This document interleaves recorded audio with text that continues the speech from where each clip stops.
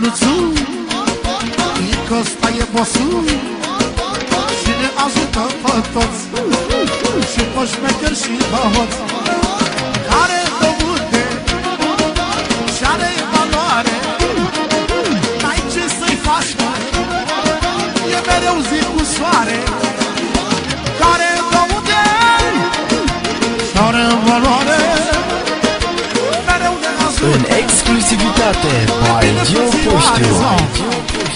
Ciolatul la vârsta mea, nu mai face nimenea, iar dă e tânăr de ani, ele fabrică de bani. Ce fac eu la vârsta mea? So, tensiune! Din partea lui Neluțu, de acolo de la bancomat, cum ar veni, încă 20 de milioane să aibă noroc. Ia-uzi, are de multe și are valoare, ne ajută pe toți, ne ajută fiindcă are de multe și are valoare, ne ajută pe toți. E bine, frățioare, soare. Ia-uzi, de la fanul meu numărul 1, Florin Tizu, 10 milioane, fanul meu numărul 1 din România. Ho-ho-ho!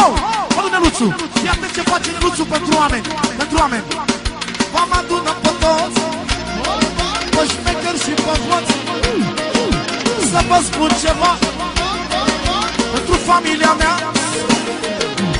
Vă fac restaurant, am sufletul curat, vă fac și marchet. De ce? Sunt inteligent, are lăute, are băiatul mare, ne ajută pe toți. E bine, frățioare? Da, da, da, da. Are lăute, are valoare, ne ajută pe toți cu bani. Lasă că e bine, frățioare, mă!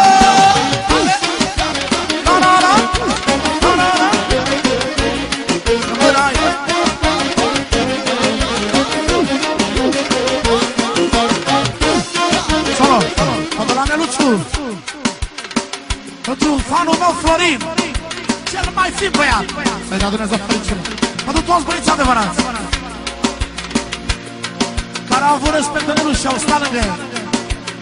Nu contează banii. Omenia! Omenia te duci mai departe. Și am ce spune. Că spune Neluțu. În exclusivitate, by Gio Puștiu. Și vă fac marchet să veniți la mine, fiindcă îmi stă bine.